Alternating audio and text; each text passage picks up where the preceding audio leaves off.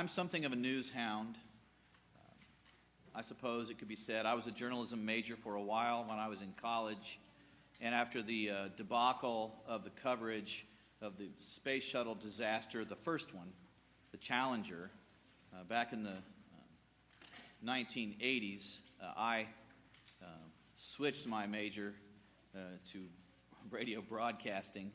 I just couldn't do it, but I continued to study and enjoy the news. But it hit me, I suppose, a few years after I even went to seminary, that the news account that we should be the most interested in is the news accounts of the Bible. They've been done already. We have a record of them. It's not like we're reading new news every day. We're reading a story that happened thousands of years ago. But these stories are the ones that our theology is founded upon. And they are the stories that show us who God is. Indeed, in the Psalms, over and over we read, I will declare the works of the Lord. And the works of the Lord are the things that happen in the Bible.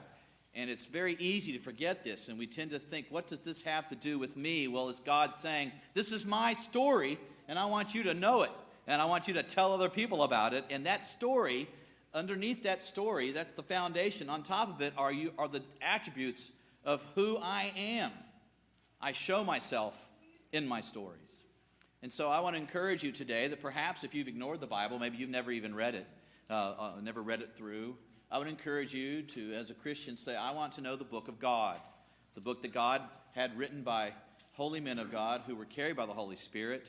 I'm going to read this book. I want to know it so that I can know more about the God who saved me. Jesus Christ is testified in the Scriptures. I want to know him, and I want to know his story. So the next time someone says to you a story of the Bible, don't ever say, well, that's nothing.